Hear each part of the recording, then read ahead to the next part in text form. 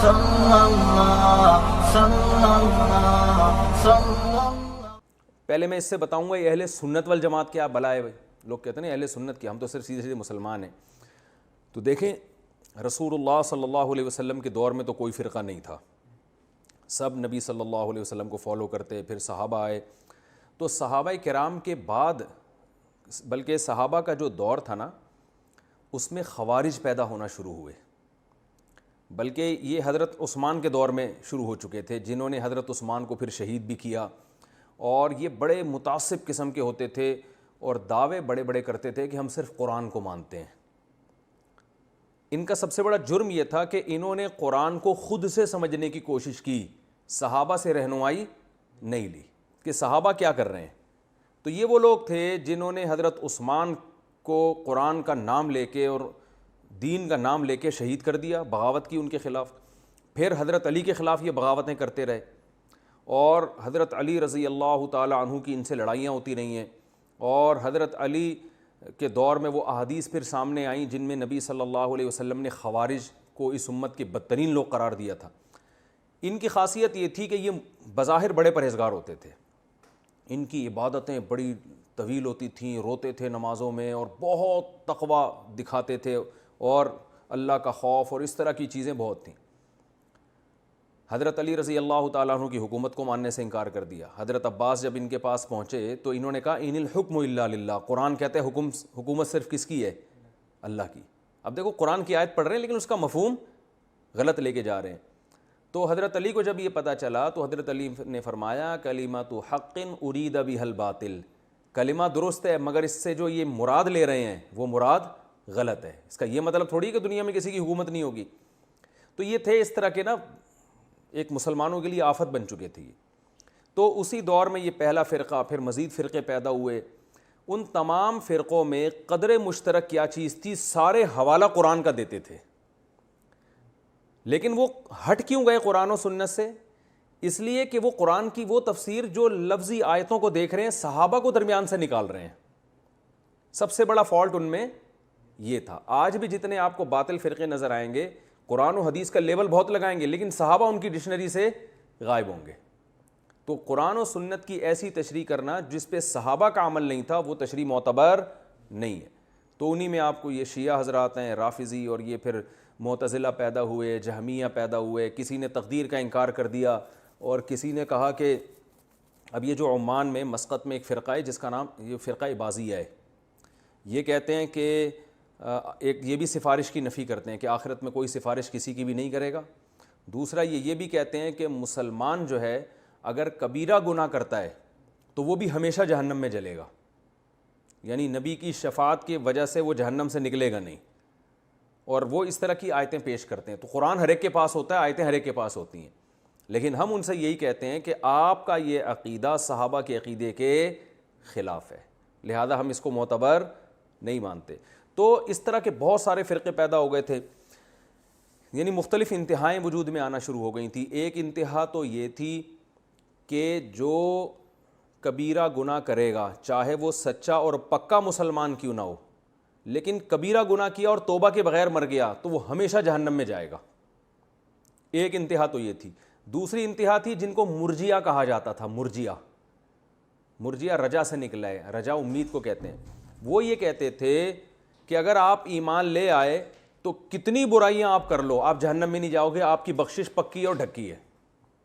اور ان کے پاس بھی حدیثیں ہیں کہ نبی صلی اللہ علیہ وسلم نے فرمایا جس نے کہا لا الہ الا اللہ وہ دخل الجنہ، وہ جنت میں جائے گا. تو حدیثیں ہر ایک کے پاس ہیں. لیکن صحابہ کا جو اجماعی عقیدہ تھا، کیونکہ صحابہ حدیث کا مفہوم زیادہ سمجھتے تھے، تو جو وہ لوگ قرآن و سنت کو صحابہ کے منہج پہ سمجھتے تھے نا، انہوں نے ان باطل فرقوں سے اپنے آپ کو جدا رکھنے کے لیے جو مسلک تھا اس کو نام دیا اہل سنت والجماعت. یعنی ہم سنت کو بھی مانتے ہیں، صرف قرآن کو نہیں بلکہ نبی کی سنت کو بھی. اور والجماعت سے مراد تھا صحابہ کو بھی ہم مانتے ہیں. تو باقیوں نے اپنے لیے یہ لفظ تجویز نہیں کیا. تو ہمارا یہ کیوں نہیں کہا کہ ہم مسلم ہیں یہ غیر مسلم؟ ان کو غیر مسلم نہیں قرار دیا گیا. یہ معتزلہ جو تھے جو تقدیر کے منکر، اور ان میں کچھ لوگ ایسے تھے جو یہ کہتے تھے کہ ہمیشہ مسلمان بھی جہنم میں جلے گا اگر گناہ کر لیا اس نے، اور کچھ ایسے تھے جو کہتے تھے کہ مسلمان اگر گناہ بھی کر لے تو بس ایمان ہی کافی ہے آخرت میں بخشش کے لیے۔ تو ان کو کافر کیوں نہیں کہتے تھے؟ کافر اس لیے نہیں کہتے تھے کہ اسلام میں فقہا کا اس پر اجماع ہے کہ کسی کو کافر ہونے کا فتویٰ دینا آسان کام نہیں ہے، کیونکہ وہ زبان سے بہرحال اللہ کو اللہ مان رہا ہے اور رسول اللہ صلی اللہ علیہ وسلم کو آخری نبی مان رہا ہے۔ ہاں اس میں تعویلات کر رہے ہیں نا غلط سلط، تو کافر قرار دینے میں اس شریعت نے بہت احتیاط کی ہے۔ تو وہ ہمارے جو اکابر تھے، اسلاف تھے، تابعین، تبع تابعین، جو اہل سنت والجماعت کے راستے پر تھے، جو برحق تھے، انہوں نے ان کو بدعتی تو قرار دیا، گمراہ تو قرار دیا، مگر کافر قرار نہیں دیا، اس لیے کہ وہ کہتے تھے کہ یہ کافر قرار دینا بہت خطرناک معاملہ ہے۔ تو اگر ان کو کافر قرار دیتے تو ان کے مقابلے میں اپنے آپ کو کیا کہتے؟ مسلم، کیونکہ اپنے آپ کو جب مسلم کہہ رہے اس کا مطلب یہ کیا ہے؟ غیر مسلم، تو غیر مسلم تو کہتے نہیں تھے ان کو۔ تو اس لیے اب اپنے لیے ایسا نام تجویز کیا جائے تاکہ آپ ان سے کیا ہو جائیں؟ جدا ہو جائیں۔ تو وہ نام تجویز کیا گیا اہل سنت والجماعت، کہ ہم صرف قرآن کو نہیں مانتے، سنت کو بھی۔ دیکھو اہل حدیث والجماعت بھی نہیں کہا، حدیث میں اور سنت میں فرق ہے، کیونکہ حدیث نبی صلی اللہ علیہ وسلم کی بہت سی حدیثیں منسوخ ہیں، پھر وہ سنت نہیں کہلاتی۔ تو فقہا کی عادت ہوتی ہے کہ وہ یہ دیکھتے ہیں کہ نبی صلی اللہ علیہ وسلم کی کون سی حدیث ہے جس پر آپ نے اور صحابہ نے عمل کیا ہے، تو وہ حدیث قابل عمل ہوگی، تو اس کو سنت سے تعبیر کرتے ہیں۔ خیر، اہل سنت کیا؟ جماعت۔ جماعت سے مراد سب سے پہلے صحابہ، پھر تابعین، جن تابعین نے صحابہ کو فالو کیا۔ تو تیسری یا چوتھی صدی ہجری میں امام طحاوی رحمہ اللہ تعالیٰ، میرا خیال ہے تیسری صدی ہجری کے عالم ہیں، تیسری یا چوتھی کے ہوں گے، اسی کے اوائل میں، کیونکہ ہمیں عقیدہ طحاویہ پڑھے ہوئے بھی بہت، میرا خیال ہے 25 سال تو ہو گئے ہوں گے۔ تو امام طحاوی رحمہ اللہ تعالیٰ یہ اسماعیل مزنی ان کے شاگرد تھے، اور اسماعیل مزنی جو تھے یہ امام شافعی رحمہ اللہ تعالیٰ کے مسلک پر تھے۔ تو انہوں نے ان سے علم حاصل کیا، اس کے بعد یہ ان کو فقہ حنفی میں، یعنی فقہ حنفی انہوں نے قبول کر لیا، فقہ شافعی کو چھوڑ دیا۔ تو جب فقہ حنفی قبول کیا انہوں نے تو فقہ حنفی کے حق میں دلائل بہت لکھے، لیکن اس وقت انہوں نے ایک شاندار کام یہ کیا، تھے یہ بہت بڑے محدث، کام یہ کیا کہ اہل سنت والجماعت کے جو عقائد ہیں نا ان کو ایک کتاب میں جمع کر دیا۔ اچھا، اس کو نام انہوں نے اہل سنت والجماعت کے عقائد کا نہیں دیا، بلکہ انہوں نے نام اس کو یہ دیا کہ یہ وہ عقیدے ہیں جو امام ابو حنیفہ، امام ابو یوسف اور امام محمد کے ہیں، یعنی امام حنیفہ اور ان کے دونوں شاگردوں کے، کیونکہ یہ حنفی ہو گئے تھے، امام ابو حنیفہ کو فالو کرنے لگے تھے۔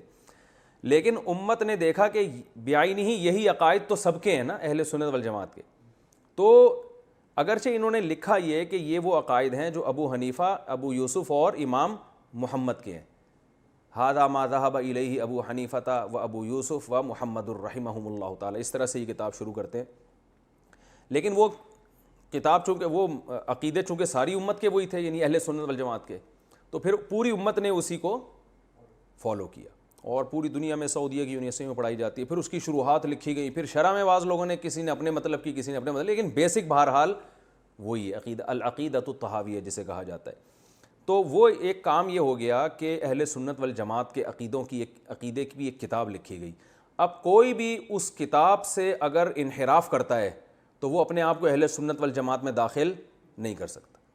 آج یوٹیوب پہ بہت سے فتنہ پرست لوگ صحابہ کو برا بھلا کہہ رہے ہیں، اور وہ کہتے ہیں ہم اہل سنت والجماعت میں داخل ہیں، حالانکہ وہ داخل نہیں ہے، کیونکہ العقیدہ طحاویہ میں لکھا ہے کہ کسی صحابی کی تنقیص کرنا یہ ہمارے نزدیک جائز نہیں ہے، اور اس کو پوری امت نے مانا ہے۔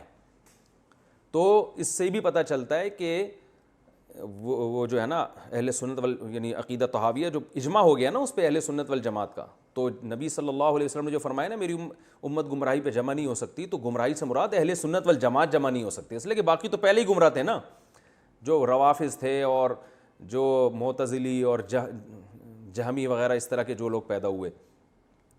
تو اب یہ ذہن میں رکھیں کہ العقیدہ الطحاویہ میں یہ بات لکھی ہوئی ہے، اور ساری دنیا کے علماء اس کو مانتے ہیں کہ قیامت کے دن شفاعت ہوگی، کیونکہ اہل سنت والجماعت نے تمام حدیثوں کو فالو کیا، کسی ایک حدیث کو نہیں لیا، اور اس میں صحابہ نے ان حدیثوں کا مطلب کیا سمجھا ہے۔ تو ہمیں مصنف ابن ابی شیبہ اور مصنف عبد الرزاق جو حدیث کی کتابیں ہیں ان میں صحابہ سے صراحتاً یہ باتیں ملتی ہیں کہ قیامت کے دن نبی صلی اللہ علیہ وسلم کبیرہ گناہ کے مرتکب کی شفاعت کریں گے. ہاں وہ ایک الگ بات ہے کہ اس کی آپ کی شفاعت کس درجے میں قبول ہو. بعض ایسے ہوں گے جو سزا بہت لمبی ہوگی مگر مختصر ہو جائے گی ان کی سزا, بعض ایسے ہوں گے جن کی سزا بالکل معاف ہو جائے گی. تو یہ ہوگی سفارش علماء کی بھی, حفاظ کرام کی بھی, شہداء کی بھی, یہ ہوگا. تو یہ جو آیتیں ہیں نا, دوسری آیتوں کو اور حدیث کو, قرآن کی خود آیتوں میں شفاعت کا ذکر ہے. جیسے ہم نے عما یتساءلون میں پڑھا تھا نا, وہ کیا ہے کہ عما یتساءلون والی صورت میں ہم نے آیت پڑھی تھی کہ یوم یقوم الروح والملائکۃ صفا لا یتکلمون الا لمن اذن له الرحمن وقال صوابا. کوئی بھی کلام نہیں کر سکے گا مگر جس کو اللہ اجازت دیں اور وہ کلام کیا کرے, درست کرے. اور اسی طرح اس سے بھی زیادہ واضح آیت ہے ولا یشفعون الا لمن ارتضی. کوئی کسی کی شفاعت نہیں کرے گا مگر اس کے لیے شفاعت ہو سکتی ہے جس کے لیے اللہ اجازت دے دے. یہ خود قرآن میں اللہ تعالیٰ نے ارشاد فرمایا, اور احادیث تو اس بارے میں بہت واضح ہیں. تو ان آیتوں کا مطلب پھر علماء یہ بیان کرتے ہیں جس میں آتا ہے کہ کوئی کسی کو فائدہ نہیں پہنچائے گا, اس سے مراد ہے کفر. کفر پہ اگر کسی کی موت واقع ہو گئی, جیسے کہ بنی اسرائیل تو کفر میں مر رہے تھے نا, تو کفر پہ اگر کسی کی موت واقع ہو گئی تو پھر اس کے لیے شفاعت نہیں ہے. اور کفر کے جرم میں کوئی کسی کو فائدہ نہیں پہنچا سکتا. یعنی ایک عقیدے کی خرابی ہے اور ایک عمل کی خرابی ہے. تو عقیدے کی خرابی کے ساتھ اگر دنیا سے چلے گئے تو عقیدے کی خرابی پہ جو سزا آپ کو ملے گی اس میں کوئی کسی کے کام نہیں آئے گا. اور ہے کہ عقیدہ آپ کا درست ہے, عمل کی کوتاہی پہ جو سزا ملے گی اس میں قرآن میں بھی ہے اور احادیث میں بھی ہے. ہم قرآن میں پڑھیں گے انشاءاللہ جب اپنے مقام پہ یہ آیتیں آئیں گی, تو اس میں لوگ دوسروں کے کام آئیں گے. اور یہ جو قرآن کی آیت ہے کہ یہ جو قرآن مجید میں آتا ہے کہ ام للانسان وَلَيْسَ لِلْإِنسَانِ إِلَّا مَا سَعَىٰ, سورہ نجم میں, کہ انسان کو وہی کچھ ملے گا جو جس کی اس نے کوشش کی ہوگی. تو یہاں بھی علماء کہتے ہیں کہ انسان کو تو وہی کچھ ملے گا جس کی آپ نے کوشش کی ہے, اس سے زیادہ نہیں ملے گا. لیکن دوسرا انسان جب آپ کے لیے کوئی عمل کر رہا ہے یا آپ کے لیے دعا کر رہا ہے تو اس کو بھی تو وہ کچھ ملے گا نا جو وہ کر رہا ہے. تو وہ کیا کر رہا ہے, وہ چاہ رہا ہے کہ آپ کی بخشش ہو جائے, وہ چاہ رہا ہے کہ آپ کے درجات بلند ہو جائیں, تو اس کو بھی تو وہ ملے گا کہ نہیں ملے گا. تو وہ اس کی وجہ سے آپ کو عمل میں ترقی مل رہی ہے, اس کی دعاؤں کی وجہ سے, اس کے ایصال ثواب کی وجہ سے. تو یہ اس آیت کے مخالف نہیں ہے. پھر ہم اس پہ مزید بحث کریں گے اس مقام پہ جہاں یہ سورہ نجم میں آیت آئے گی. صلی اللہ